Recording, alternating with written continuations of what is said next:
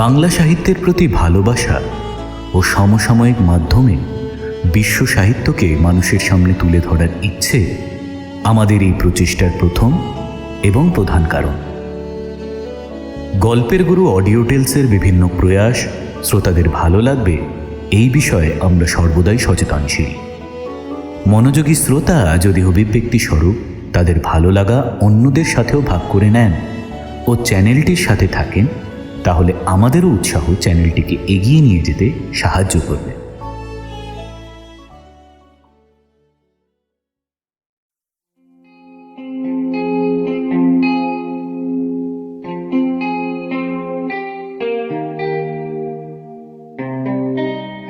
গল্পের গুরু অডিও টেলসের পক্ষ থেকে আজকে আপনাদের জন্য শ্রী সত্যজিৎ রায়ের লেখা তার ছোটবেলার কাহিনী যখন ছোট ছিলামের দ্বিতীয় পর্ব। প্রথম পর্ব, যা কিনা শুরু হয়েছিল গল্পার নাম দিয়ে, সেটি চ্যানেলে ইতিমধ্যেই প্রকাশিত হয়েছে। আজ কাহিনীর দ্বিতীয় পর্ব।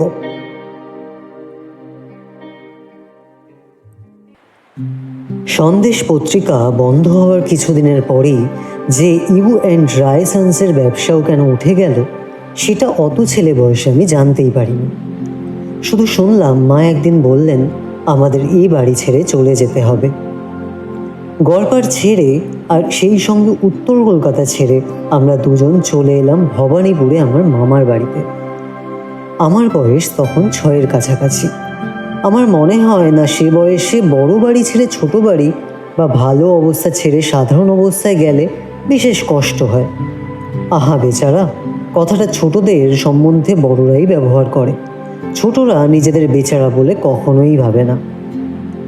ভবানীপুরে বকুল বাগানের বাড়িতে এসেই যেটা আমাকে অবাক করেছিল সেটা হলো চিনে মাটির টুকরো বসানো নকশা করা মেঝে। এই জিনিস এর আগে কখনো দেখিনি। অবাক হয়ে দেখতাম, আমার মনে হতো বাপরে বাপ, না জানি কত পেয়ালা পিরিচ প্লেট ভেঙে তৈরি হয়েছে এই মেঝে। টুকরোগুলোর বেশিরভাগই সাদা, তবে তার মধ্যে হঠাৎ একটার কোণে হয়তো এক চিলতে ফুল বা তারা বা ঢেউ খেলানো লাইন। কিছু করার না থাকলে এই চিনে মাটির টুকরোগুলো দেখে অনেকটা সময় কেটে যেত।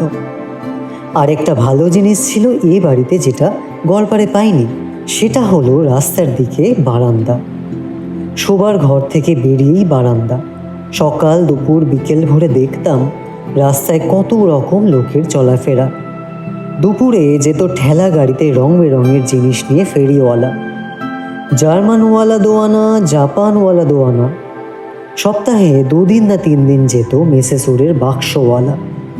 বারান্দা থেকে মা মাসি ডাক দিতেন, এই বাক্সওয়ালা এখানে এসো। মনটা নেচে উঠত, কারণ বিকেলের খাওয়াটা জমবে ভালো। বাক্সে আছে মেম সাহেবের তৈরি কেক, পেস্ট্রি, প্যাটি। সন্ধে যখন হব তখন শোনা যেত সুর করে গাওয়া मैं लाहू मजेदार চানাচো গরম। আর কিছু পরেই শুরু হয়ে যেত রাস্তার উপরে চাটুজ্জেদের বাড়ি থেকে হারমোনিয়াম বাজিয়ে কর্কশ গলায় কালোয়াতি গানের রেওয়াজ। গ্রীষ্মকালে দুপুরে যখন শোবার ঘরের দরজা জানালা বন্ধ করে দেওয়া হতো, তখন কেমন করে জানি খড়খড়ির ফাঁক দিয়ে আলো আসার দরুন দিনের একটা বিশেষ সময় রাস্তার উল্টো ছবি পড়তো জানলার বিপরীত দিকে দেওয়ালের অনেকখানি জায়গা জুড়ে। বন্ধ ঘরে ম্যাজিকের মতন রাস্তার লোক চলাচল দেখা যেত। গাড়ি, রিক্সা, সাইকেল, পথচারী সব কিছু দিব্যি বোঝা যেত ওই ছবিতে। কতদিন যে দুপুরে শুয়ে শুয়ে ওই বিনে পয়সায় বায়োস্কোপ দেখেছি তার ঠিক নেই। আমাদের বাড়ির সদর দরজায় একটা ছোট্ট ফুটো ছিল।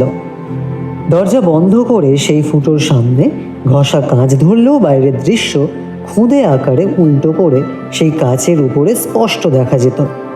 এটা নতুন কিছু নয়, এটাই হলো ফটোগ্রাফির গোড়ার কথা।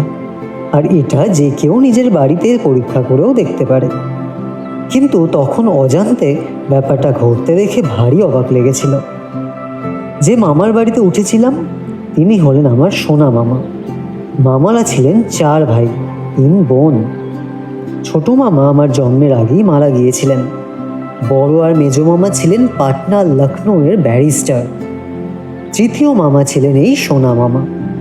ইনি বিলেত যাননি, আর এর মধ্যে সাহেবিয়ানা লেশমাত্র ছিল না। আমারই এক মেসোমশাই ছিলেন এক ইন্স্যুরেন্স কোম্পানির মালিক। তখনকার দিনে বাঙালিদের এক জাদ্রেল কোম্পানি। সেই কোম্পানিতে কাজ করতেন এই সোনা মামা। সোনা মামার অঙ্কের মাথা ছিল অসম্ভব পরিষ্কার।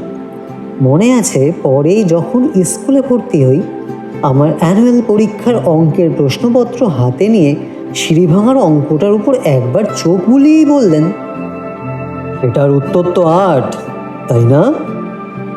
আমার কাছে জিনিসটা ভেলকির মতো মনে হয়েছিল।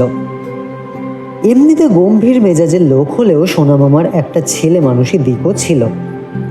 মামার বয়স তখন 30-এর কাছাকাছি, কিন্তু সমবয়সী আত্মীয় বন্ধুদের সঙ্গে তখনও রবিবার সকালে তুমুল উৎসাহে খেলা চলছে ক্যারাম আর লুডো।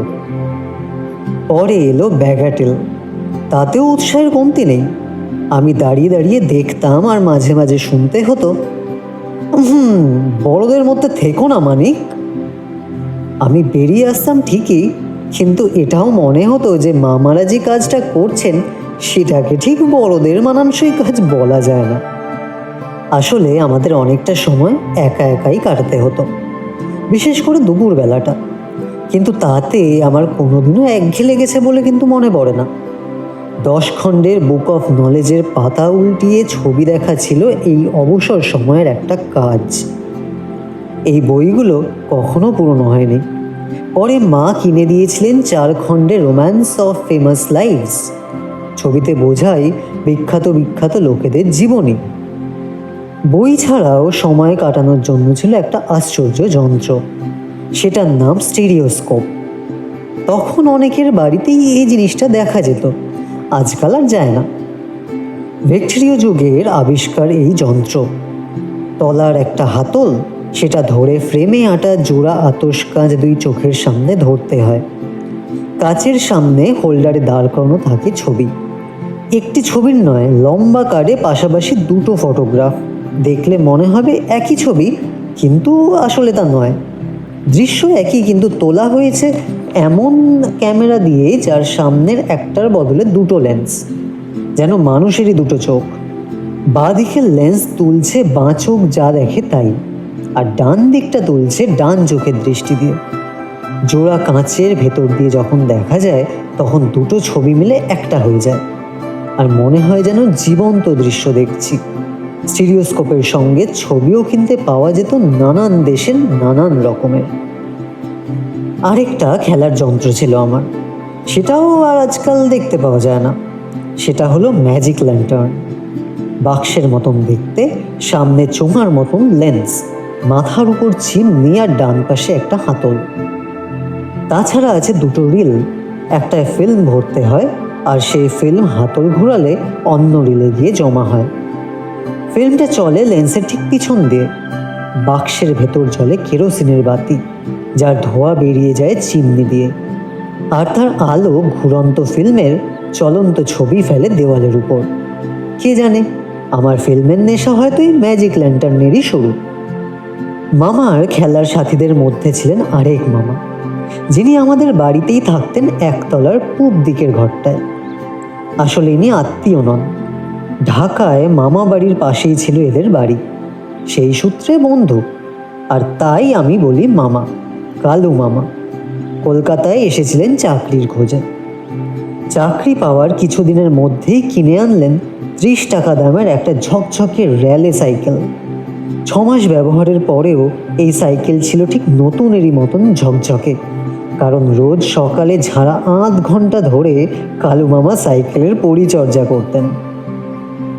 সোনা মামা আমোদে লোক ছিলেন বলেই বকুল বাগানে এসে মাঝে মাঝে বায়োস্কোপ, সার্কাস, ম্যাজিক, কার্নিভাল ইত্যাদি দেখার সুযোগ আসত।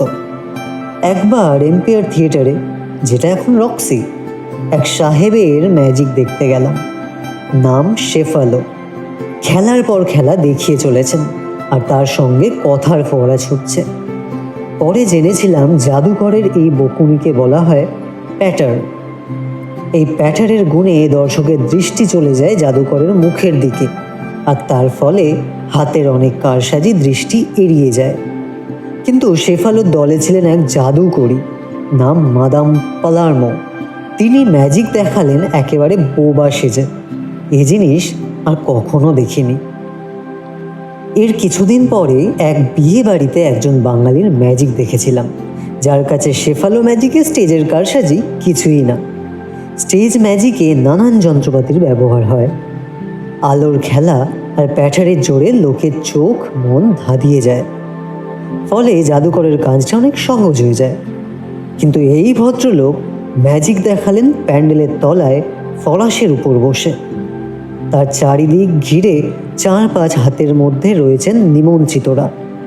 এই অবস্থাতে একটার পর একটা খেলা দেখিয়ে চলে গেলেন এই ভদ্রলোক, যা ভাবলে আজও তাজ্জব বনে যেতে হয়। এই জাদুকরকে অনেক পরে আমার একটা ছোট্ট গল্পে ব্যবহারও করেছিলাম। ফরাসের উপর দেশলাইয়ের কাঠি ছড়িয়ে দিয়েছেন ভদ্রলোক, নিজের সামনে রেখেছেন একটা খালি দেশলাইয়ের বাক্স। তারপর তোরা আয় একে একে বলে ডাক দিতেই কাঠিগুলো গড়িয়ে গড়িয়ে বাক্সে এসে ঢুকছে। আমাদেরই চেনা এক ভদ্রলোকের কাছ থেকে চেয়ে নিলেন একটা রূপোর টাকা, আর একজনের কাছ থেকে একটা আংটি। প্রথমটাকে রাখলেন 4 হাতের দূরে, আর দ্বিতীয়টাকে নিজের সামনে। তারপর আংটিটাকে উদ্দেশ্য করে বললেন, যা টাকাটাকে নিয়ে আয়। বাধ্য আংটি গড়িয়ে গেল টাকার কাছে। তারপর দুটো একসঙ্গে গড়িয়ে এলো ভদ্রলোকের কাছে। আরেকটা ম্যাজিকে এক ভদ্রলোকের হাতে একটা প্যাকেট তাস ধরিয়ে দিয়ে আরেকজনের হাত থেকে লাঠি নিয়ে ডগাটা বাড়িয়ে দিলেন তাসের দিকে। তারপর বললেন, আয় রে ইস্কাবনের টিক্কা। প্যাকেট থেকে সরাত করে ইস্কাবনের টিক্কাটা বেরিয়ে এসে লাঠির ডগায় আটকে ধর ধর করে কাঁপতে লাগলো। ম্যাজিক দেখার কয়েকদিন পর হঠাৎ এই জাদুকরের সঙ্গে দেখা বকুল বাগানার শ্যামানন্দ রোডের মোড়ে। বয়স 50-55, পরনে ধুতি আর শার্ট। দেখলে কে বলবে এই ভদ্রলোকের এত ক্ষমতা। আমার ম্যাজিকের ভীষণ শখ, মনে মনে আমি তার শিষ্য হয়ে গেছি। ভদ্রলোককে বললাম আমি তার কাছে ম্যাজিক শিখতে চাই। নিশ্চয়ই শিখবে বলে ভদ্রলোক তার পকেট থেকে এক প্যাকেট তাস বার করে রাস্তায় দাঁড়িয়ে দাঁড়িয়েই আমায় একটা খুব মামুলি ম্যাজিক শিখিয়ে দিলেন। তারপর আর ভদ্রলোকের সঙ্গে কিন্তু দেখা হয়নি। হঠাৎ সামনে পড়ে ঘাবড়ে গিয়ে ওর ঠিকানাটাও নেওয়া হয়নি। পরে ম্যাজিকের বই কিনে হাত সাফাইয়ের অনেক ম্যাজিক আয়নার সামনে দাঁড়িয়ে দাঁড়িয়ে নিজেই আমি অভ্যেস করে শিখেছিলাম। কলেজ অবধি ম্যাজিকের এই নেশাটা আমার ছিল। সার্কাস তো এখনও প্রতি বছরই আসে, যদিও তখনকার দিনে হামস্টোন সার্কাসে সাহেবরা খেলা দেখাতো, আর আজকাল বেশিরভাগই মাদ্রাজি সার্কাস। যেটা আজকাল দেখাই যায় না সেটা হলো কার্নিভাল। আমাদের ছেলেবেলায় সেন্ট্রাল অ্যাভিনিউয়ের দুধারে ছিল বড় বড় মাঠ। কলকাতায় প্রথম হাই রাইজ 10তলা টাওয়ার হাউস তখনও তৈরি হয়নি। ইলেকট্রিক সাপ্লাইয়ের ভিক্টোরিয়া হাউস সেটাও তৈরি হয়নি। এইসব মাঠের একটাতে সার্কাসের কাছেই বসতো এই কার্নিভাল। কার্নিভালের মজাটা যে কী সেটা আজকালকার ছেলেমেয়েদের বোঝানো একটু মুশকিল। মেলায় নাগরদোলা সকলেই দেখেছে, কিন্তু কার্নিভালের নাগরদোলা বা জায়ান্ট হুইল হতো 5 তলা বাড়ির সমান উঁচু। বহু দূর থেকে দেখা যেত ঘুরন্ত হুইলের আলো। এই নাগরদোলা ছাড়া থাকতো মেরি গো রাউন্ড, এরোপ্লেনের ঘূর্ণি, খেলার মোটর গাড়িতে ঠোকাঠুকি, ঢেউ খেলানো অ্যালপাইন রেলওয়ে, আরও কত কী। এসবেরই চারদিকে ছড়িয়ে ছিটিয়ে থাকতো নানান রকমের জুয়ার স্টল। এত লোভনীয় সব জিনিস সাজানো থাকতো সেই সব স্টলে যে খেলার লোভ সামলানো একটু কঠিনই ছিল। শেষ পর্যন্ত প্রকাশ্যে জুয়া খেলাটা সরকার বেআইনি করে দেওয়ার ফলে কলকাতা শহর থেকে কার্নিভাল উঠেই গেল। আসল রোজগারটা হতো বোধহয় এই জুয়া থেকেই। ভবানীপুরে যখন প্রথম আসি তখনও ফিল্মের কথা আসেনি। তখনকার বিলিতি হাউসগুলোতে ছবির সঙ্গে কথার বদলে শোনা যেত সাহেবের বাজানো পিয়ানো বা সিনেমা অর্গান। এই সিনেমা অর্গান জিনিসটা কলকাতায় মাত্র একটা থিয়েটারেই ছিল, সেটা হলো ম্যাডেন বা প্যালেস অফ ভ্যারাইটিস। আজকালের নাম হয়েছে এলিট সিনেমা। অর্গানের নাম ছিল উলরাইজার, আর তার আওয়াজ ছিল ভারী জমকালো। যে সাহেব এই যন্ত্রটি বাজাতেন তার নাম ছিল বায়রন হপার। রোজ কাগজে দেওয়া থাকতো হপার সাহেব সেদিনের ছবির সঙ্গে কি কি সঙ্গীত বাজাবেন তার তালিকা। এই সময় দেখা ছবিগুলির মধ্যে সবচেয়ে বেশি মনে আছে Ben Hur, count of Monte Cristo, thief of Baghdad আর আঙ্কেল টমস কেবিন। গ্লোবে তখন ছবির সঙ্গে স্টেজে নাচ গানের বন্দোবস্ত ছিল। আজকাল যেমন সিনেমা থিয়েটারে দেখা যায় কাপড়ের পর্দা ঝুলছে, তখন তাছাড়া আরেকটা বাড়তি পর্দা থাকতো। বিজ্ঞাপনে ভরা এই পর্দাকে বলা হতো সেফটি কার্টেন। সবচেয়ে প্রথমে উঠত এই পর্দা, তার কিছুক্ষণ পর কাপড়ের পর্দা। গ্লোবে কাপড়ের পর্দা উঠলে পরে বেরিয়ে পড়তো স্টেজ। তাতে রং তামাশা শেষ হলে পর নেমে আসতো সিনেমার সাদা স্ক্রিন। তারপর ছবি শুরু। পর্দার সামনে একপাশে থাকতো একটা পিয়ানো। ছবির ঘটনার মেজাজের সঙ্গে তাল রেখে সাহেব বাজনা চালিয়ে যেতেন যতক্ষণ ফিল্ম চলে। আঙ্কেল টমস কেবিন ছবি দেখতে গিয়ে একটা মজা হলো। বাড়ির সবাই মিলে গিয়েছি গ্লোব সিনেমায়। নেগ্রো দাস আঙ্কেল টম তার নৃশংস মনিব সাইমন লেগ্রির চাবুক খেয়ে দোতলা সিঁড়ি থেকে গড়িয়ে পড়ে মরে গেছে। আমাদের সকলের রাগ পড়ে আছে লেগ্রির উপর। ছবির শেষ দিকে টম ভূত হয়ে ফিরে আসে মনিবের কাছে। মনিব সেই ভূতের দিকেই চাবুক চালায়। টম হাসতে হাসতে এগিয়ে আসে তার দিকে। কালু মামা আমার পাশে বসে হাঁ করে ছবি দেখতে দেখতে হঠাৎ আর থাকতে না পেরে হল ভর্তি লোকের সামনেই সিট ছেড়ে দাঁড়িয়ে উঠে চিৎকার শুরু করে দিলেন, হালায় এহেন চাবুক মারে, এহেন চাবুক মারে শয়তান, এইবার বুঝবি তার পাপের ফল। 1928 সালে হলিউডে প্রথম সবাক ছবি তৈরি হলো। কলকাতার প্রথম টকি এলো তার 1 বছর পরেই। তারপরেও বছরখানেক ধরে এমন বেশ কিছু ছবি এসেছে যেগুলোর কিছু অংশে শব্দ আছে, কিছুতে নেই। যার পুরোটাতে শব্দ আছে, কাগজে সেটার বিজ্ঞাপন হতো 100% টকি এই বলে। আমার দেখা প্রথম টকি সম্ভবত টার্জান দি এপ ম্যান। গ্লোবে এসেছে এই ছবি। প্রথম দিন দেখতে গিয়ে টিকিট পাওয়াই গেল না। আমায় নিয়ে গেছেন আমার আরেক মামা। আমার মুখ দেখে তার বোধহয় দয়াই হলো। বুঝলেন আজ একটা কিছু না দেখে বাড়ি ফেরা উচিত হবে না। কাছেই ছিল অলবিয়ান থিয়েটার, যেটার নাম এখন রিগাল। সেখানে টিকিট ছিল, কিন্তু সেটা বাংলা ছবি আর মোটেই সবাক নয়। ছবির নাম কাল পরিণয়। সেটা যে ছোটদের উপযোগী নয় সেটা আমিও খানিকটা দেখেই বুঝেছিলাম। মামা আমার দিকে ফিরে চাপা গলায় বার কয়েক জিজ্ঞেস করলেন, বাড়ি যাবে? আমি সে প্রশ্নে কানই দিলাম না। একবার যখন ঢুকেছি তখন কি আর পুরোটা না দেখে বেরোনো যায়?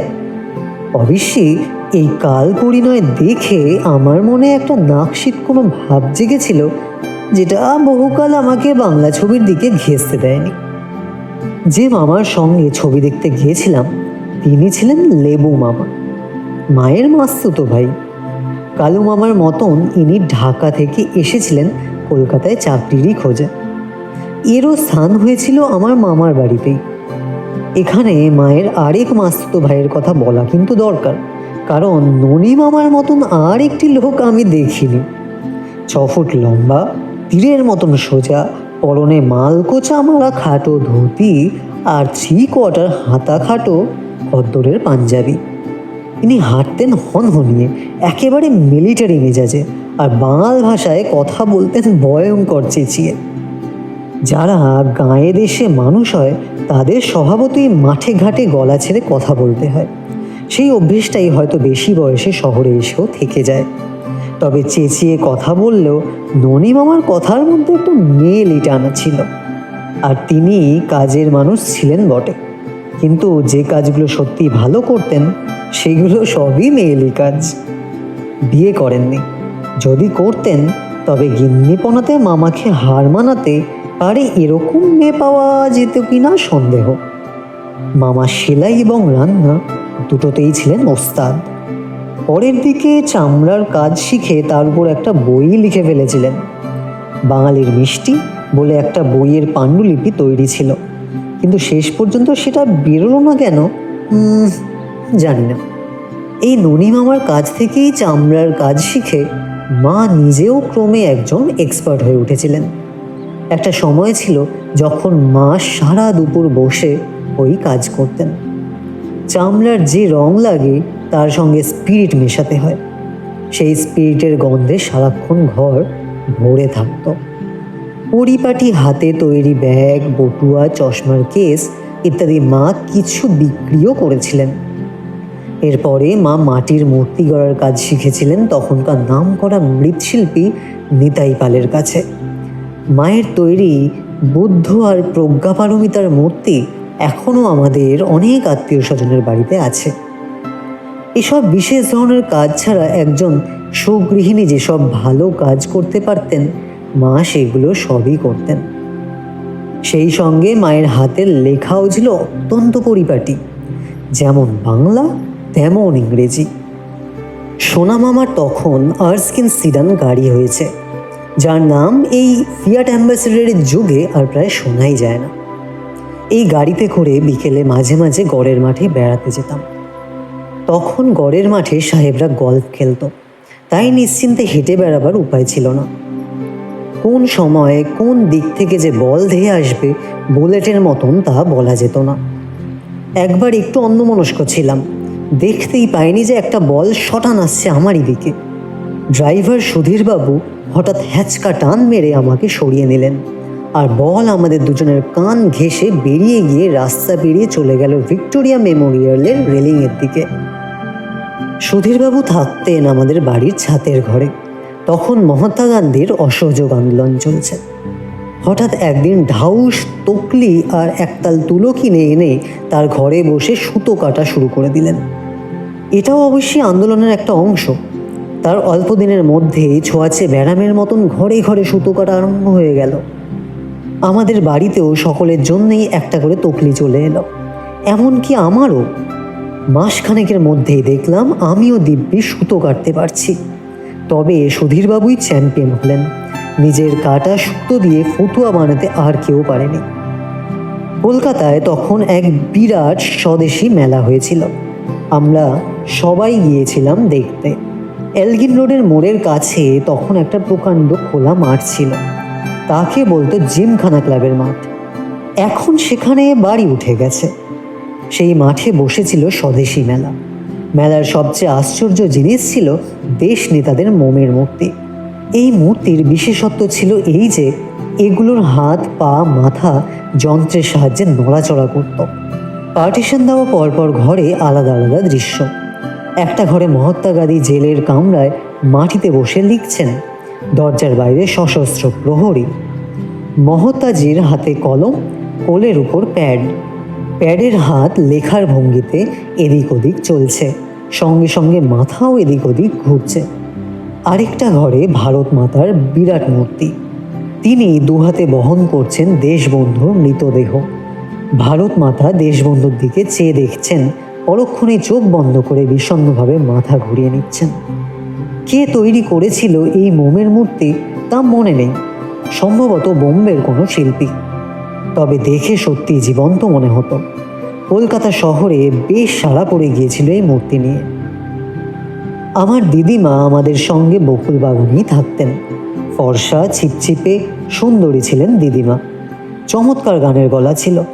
তার মুখে শোনা ময়মনসিংহের গান, সরকার নাচন দেখা চলো তোরা, এখনও কানে লেগে আছে।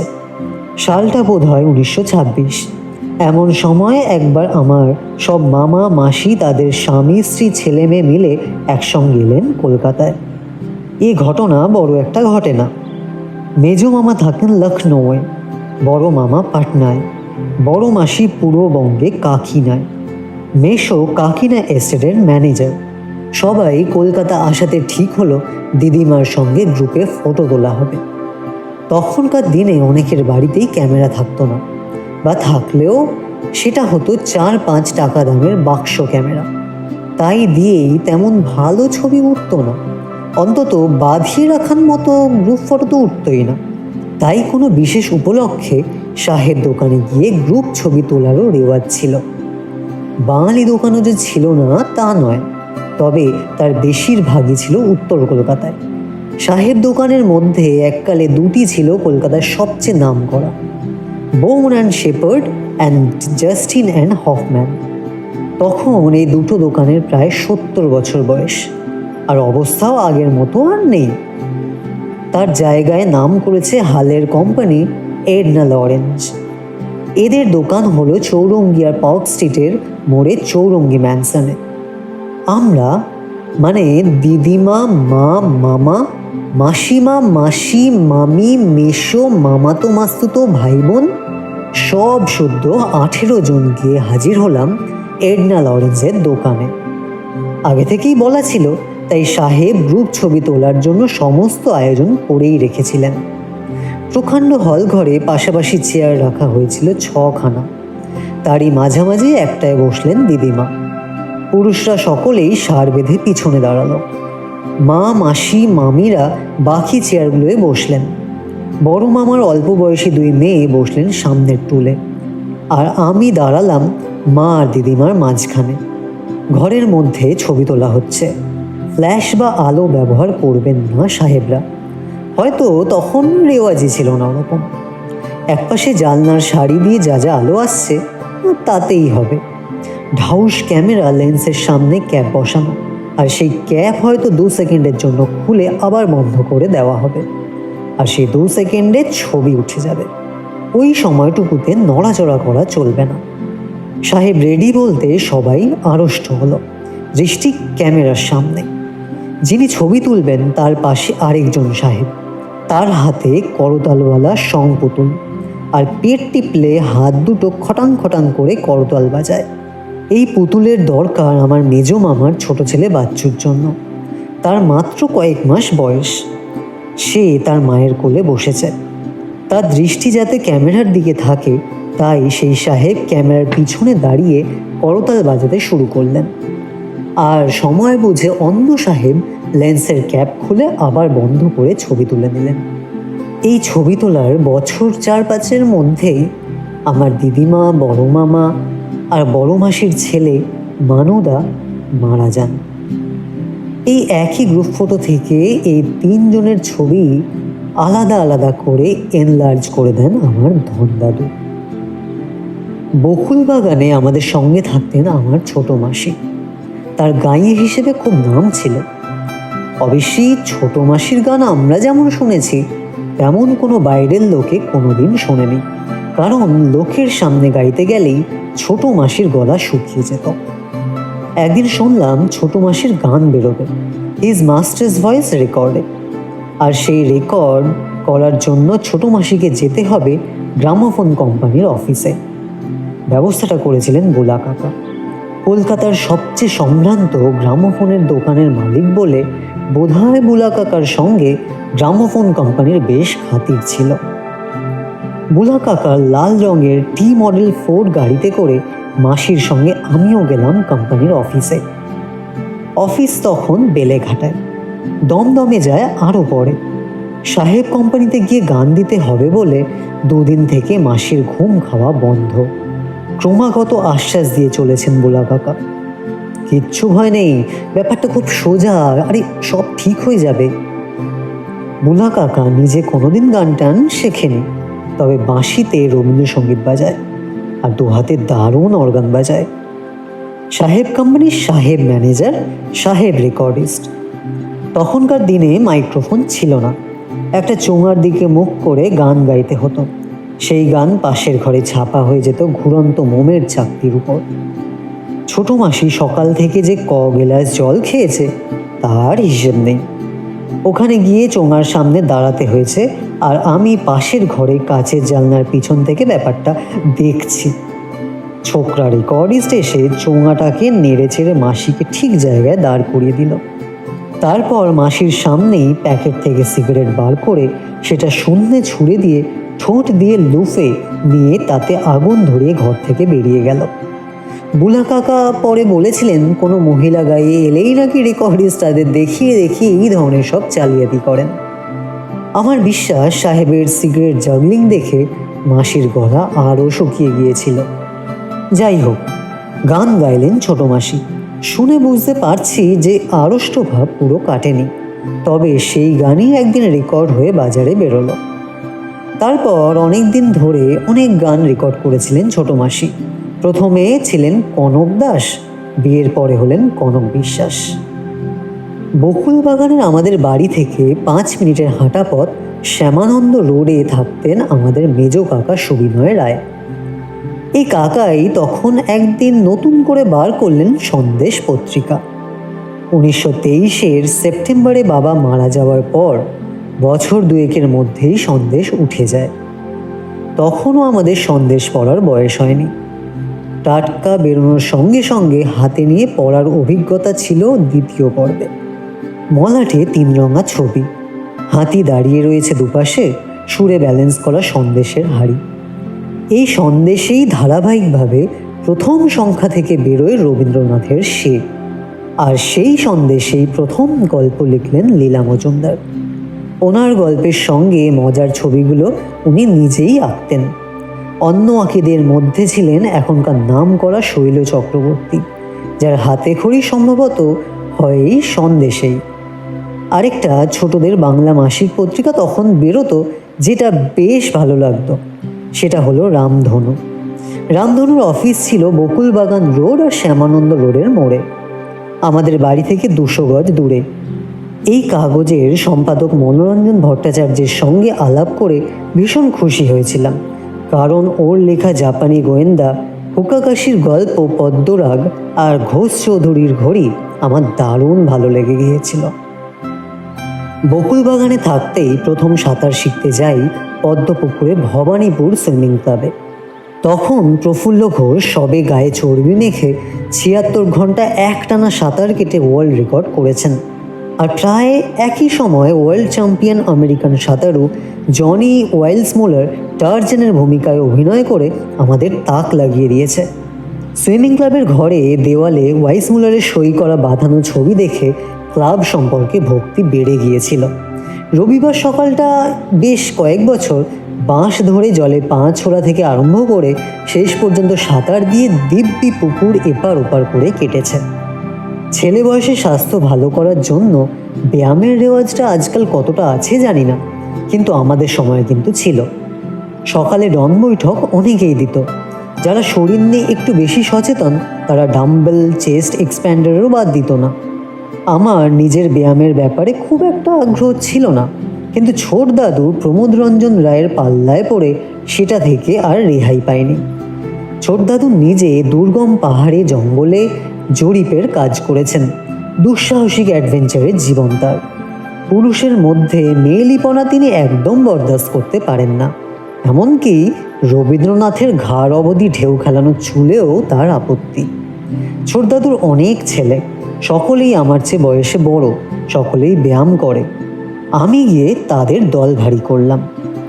ব্যায়ামের কথাই যখন উঠল তখন এই ফাঁকে আমার জুজুৎসু শেখার ঘটনাটাও বলেই দিই। যদিও সেটা ঘটেছিল 1934 সালে, যখন আমি ওই বকুল বাগান ছেড়ে চলে গেছি বেলতলা রোডে। জুজুৎসু জিনিসটা প্রথম দেখি শান্তিনিকেতনে। তখন আমার এই বছর 10 বয়স। গিয়েছিলাম শান্তিনিকেতনে পৌষ মেলায়। নতুন অটোগ্রাফের খাতা কিনেছি। ভীষণ শখ তার প্রথম পাতায় রবীন্দ্রনাথকে দিয়ে একটা কবিতা লিখিয়েই নেব। এক সকালে মায়ের সঙ্গে গেলাম উত্তরায়ণে। খাতাটা দিতে রবীন্দ্রনাথ বললেন, এটা থাক আমার কাছে, কাল সকালে এসে নিয়ে যেও।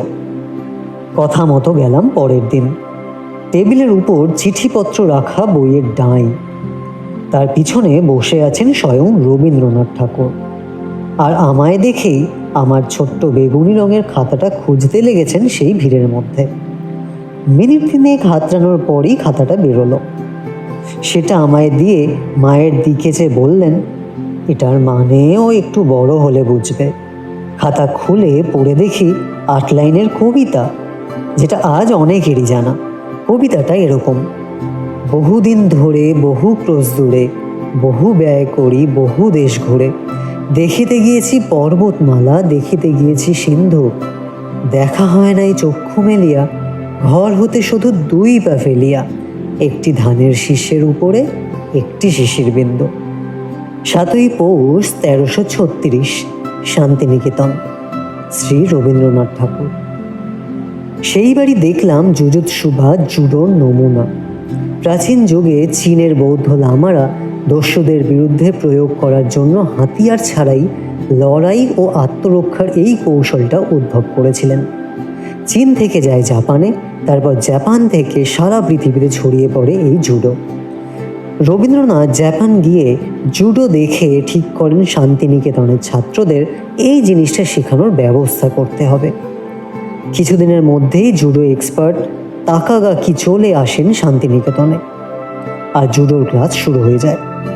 কী কারণে জানি না, এই ক্লাস বছর চারেকের বেশি কিন্তু চলেনি। শেষে তাকাগাকি শান্তিনিকেতন ছেড়ে চলে আসেন কলকাতায়, আর বালিগঞ্জের সুইনহো স্ট্রিটে আমারই এক মেসোমশাই ডাক্তার অজিত মোহন বোসের বাড়ির একতলাটা ভাড়া নিয়ে সেখানে জুডো শেখানোর ব্যবস্থা করেন। কথা নেই বার্তা নেই, ছোট কাকা সুবিমল রায় হঠাৎ একদিন আমাদের বাড়ি এসে বললেন, জুডো শিখলে কেমন হয়? ছোট কাকাকে যারা দেখেছে তারাই জানবে যে ওর সঙ্গে ব্যায়াম বা কুস্তি ওই জাতীয় কোনো কিছুরই কোনো রকম সম্বন্ধ কল্পনা করা কঠিন। রোগা পটকা আলা ভোলা মানুষ, MA পাস করার পর থেকেই স্কুল মাস্টারি করছেন। এমন লোকে জুজুৎসু শেখার দরকারই বা হবে কেন, বা এমন ইচ্ছে মাথায় আসবেই বা কেন, এটা কিন্তু বোঝা মুশকিল ছিল। কিন্তু সেই ইচ্ছেই একদিন দেখি ফলতে চলেছে।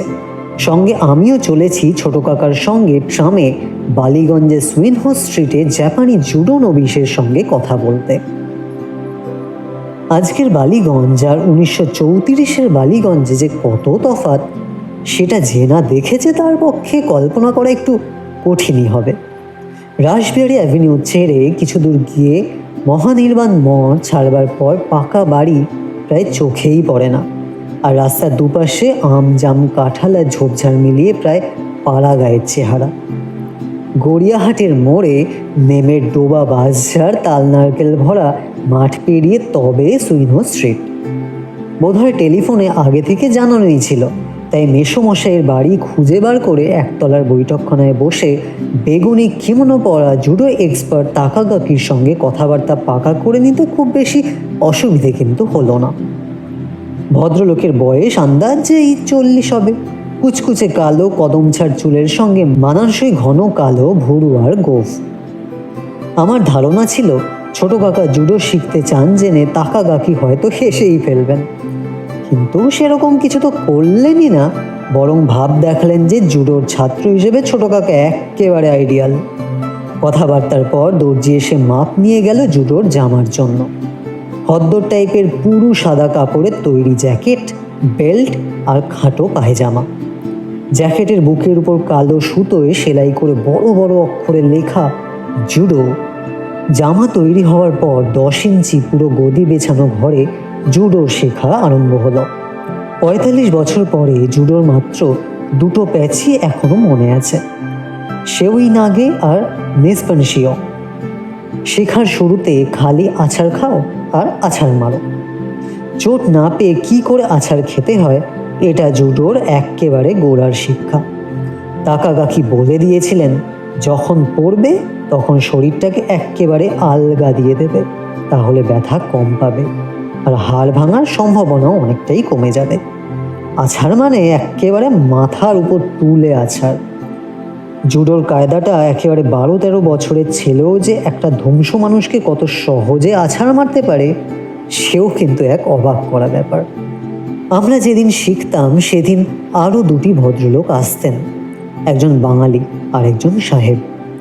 বাঙালিটি আমাদের মতন শিক্ষানবিশ, আর সাহেবটি ছিলেন ফোর্ট উইলিয়ামের অধিবাসী আর্মির লোক, ক্যাপ্টেন হিও। ইনি বক্সিংয়ে কলকাতার লাইট হেভিওয়েট চ্যাম্পিয়ন ছিলেন। বেশ সুপুরুষ চেহারা, চোখা চোখা নাক মুখ, ছোট করে ছাটা ঢেউ খেলানো সোনালি চুল। জুডোর এর শেখবার কিন্তু কিছু ছিল না। ইনি নিজেই ছিলেন একজন এক্সপার্ট। কলকাতায় প্রতিদ্বন্দ্বীর অভাবে ইনি তাকাগাকির সঙ্গে কিছুক্ষণ লড়ে নিজের বিদ্যেটা একটু ঝালিয়ে নিতেন আর কি। সে লড়াই দেখবার জিনিস ছিল, আর আমরা দেখতাম মন্ত্রমুগ্ধের মতো। প্যাচের পর প্যাচ, আছাড়ের পর আছাড়। আর যে কোনো একজন বেকায়দায় পড়লেই ডান হাত দিয়ে গদির উপর পরপর দুটো চাপড় মেরে জানিয়ে দেওয়া, আর অন্যজন তার প্যাচে আলগা দিয়ে তাকে রেহাই দেওয়া। সবশেষে তাকা কাকি আমাদের খাওয়াতেন ওভালটিন, আর সন্ধ্যার অন্ধকারে জংলা মাঠ পেরিয়ে ভবানীপুরের ট্রাম ধরে আমরা আবার ফিরে যেতাম যার যার বাড়ি। উত্তর কলকাতা থেকে দক্ষিণে চলে আসার ফলে বাপের দিকের আত্মীয় স্বজনের সঙ্গে যোগ কমে গেলেও ধন দাদু আর ছোট কাকা কিন্তু প্রায়ই আসতেন আমাদের বাড়ি। দাদু তখন কোনান ডয়েলের গল্প উপন্যাস বাংলায় অনুবাদ করছেন। পোশাকে সাহেবী ভাব, বরকত আলীর দোকান থেকে স্যুট করান, বিকেলে বাড়ি থেকে বেরোলে টাই পরে বেরোন। ট্রামের মান্থলি টিকিট আছে, সপ্তাহে অন্তত 3 দিন আসেন আমাদের বাড়ি। ভবানীপুরে থাকতেই দাদুর মুখে শুনেছিলাম পুরো মহাভারতের গল্প, এক দিনে এক পরিচ্ছেদ। একটা বিশেষ ঘটনা দাদুকে দিয়ে অন্তত 4 বলিয়েছি। তখন আমার মনে হতো মহাভারতের সেটা সবচেয়ে গায়ে কাটা দেওয়া ঘটনা। সেটা হলো কুরুক্ষেত্র যুদ্ধে জয়দ্রথ রথ। জয়দ্রথ কৌরবদের দিকের বড় যোদ্ধা। অর্জুন অনেক চেষ্টা করেও তাকে মারতে পারেনি। আজ সে প্রতিজ্ঞা করেছে জয়দ্রথকে না মারতে পারলে সে নিজেই আগুনে পুড়ে মরবে। এই প্রতিজ্ঞার কথা কৌরবরাও শুনেছে। যুদ্ধ হয় সূর্যাস্ত পর্যন্ত।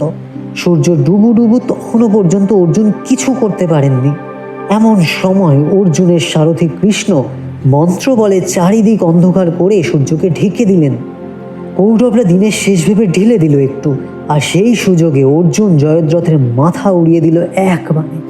কিন্তু এখানেও মুশকিল। জয়দ্রথের বাবা রাজা বৃদ্ধক্ষত্র ছেলের জন্মের সময় দৈববাণী শুনিয়েছিলেন যে যুদ্ধক্ষেত্রে তার ছেলের মাথা কাটা যাবে। শুনে তিনি অভিশাপ দিয়েছিলেন কাটা মুন্ডু মাটিতে পড়লেই যে ফেলেছে তার নিজের মাথা চৌচির হয়ে যাবে। এটা জানা ছিল বলে কৃষ্ণ অর্জুনকে সাবধান করে দিয়েছিলেন, দেখো জয়দ্রথের কাটা মাথা যেন মাটিতে না পড়ে, তাহলে তোমারও মাথা ফেটে যাবে। অর্জুন তাই এক বাণে জয়দ্রথের মাথা কেটে সেটাকে মাটিতে পড়বার আগেই পরপর আরও 6টি বাণ মেরে সেটাকে শূন্যে উড়িয়ে বহুদূর নিয়ে গিয়ে ফেলে দিল জয়দ্রথের তপস্যারত বুড়ো বাপ বৃদ্ধক্ষত্রের কোলে। বৃদ্ধক্ষত্র নিজের ছেলের মাথা কোলে দেখেই চমকে উঠে দাঁড়ানো মাত্র কাটা মাথা মাটিতে গড়িয়ে পড়ার সঙ্গে সঙ্গে তার নিজের মাথা ফেটে চৌচির হয়ে গেল। দাদুর কাছে এমন মহাভারতের গল্প শুনতাম আমি, তেমনি ছোট কাকার কাছে শুনতাম ভূতের গল্প। এই ছোট কাকার বিষয়ে অল্প কথায় বলা মুশকিল, কারণ ঠিক ছোট কাকার মতন আরেকটি মানুষ আর আছে কিনা সন্দেহ। ছোট কাকা মাস্টারি করতেন সিটি স্কুলে। খাটো ধুতি, ঢোলা হাতা পাঞ্জাবি, কাঁধে চাদর, হাতে ছাতা আর প্রায় ব্রাউন ক্যানভেসের জুতো দেখলে পেশাটা আন্দাজি করা যেত। ছোট কাকা বিয়ে করেননি। একা মানুষ বলেই বোধহয় ছোট কাকার কাজ ছিল হেঁটে বা বাসে পালা করে চতুর্দিকের আত্মীয় স্বজনদের বাড়ি গিয়ে তাদের খবর দেওয়া। আমার বিশ্বাস আমাদের বিরাট ছড়ানো রায় পরিবারের সবাইকে একমাত্র ছোট কাকাই চিনতেন। মজার মানুষের স্বপ্নগুলো মজার হয় কিনা জানি না, ছোট কাকার স্বপ্নের কথা শুনে কিন্তু তাই মনে হতো।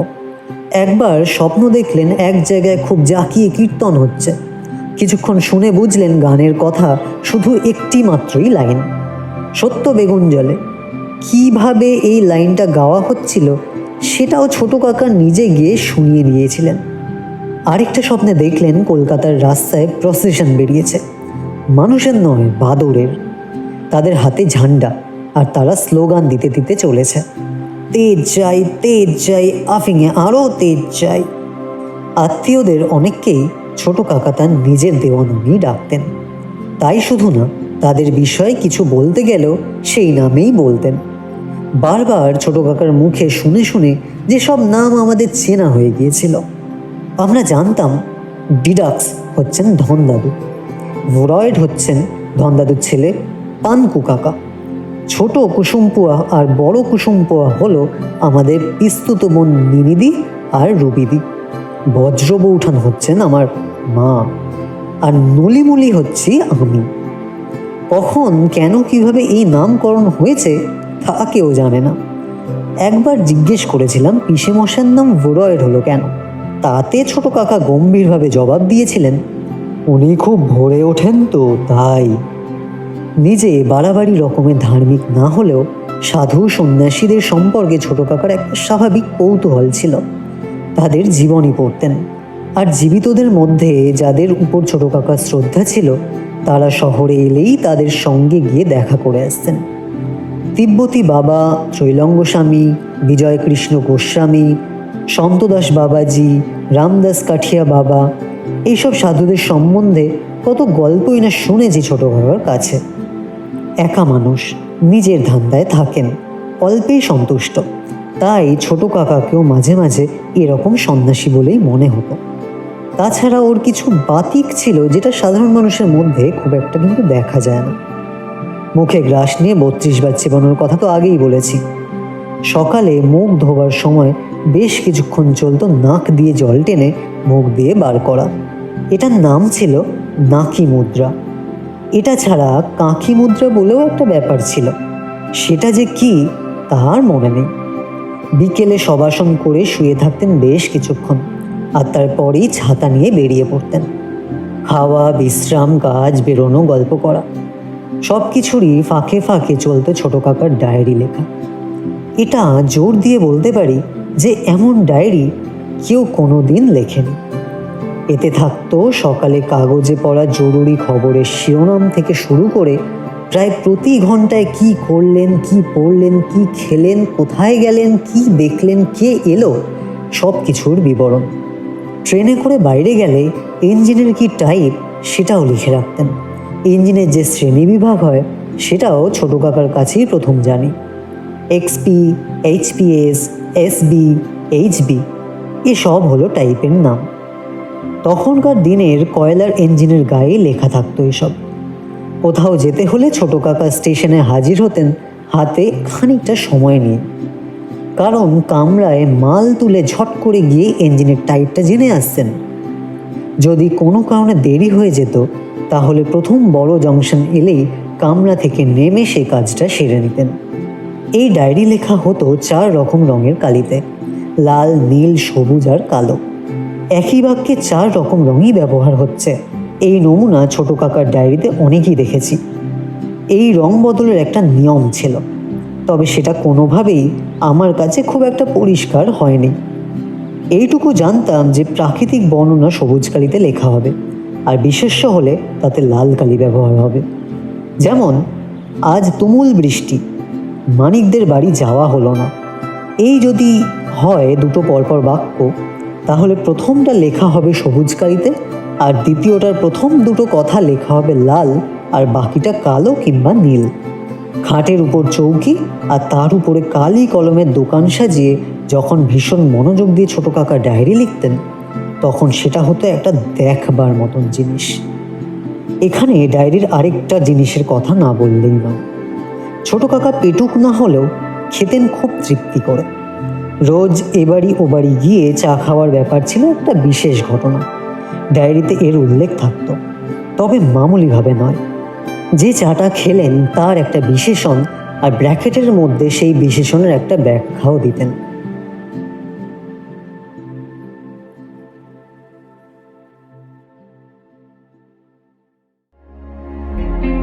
এতক্ষণ শুনলেন সত্যজিৎ রায়ের লেখা তার ছোটবেলার কাহিনী যখন ছোট ছিলাম থেকে নেওয়া দ্বিতীয় ভাগ, যা কিনা ভবান এবং নাম দিয়ে প্রকাশিত হয়েছে তার বইতে।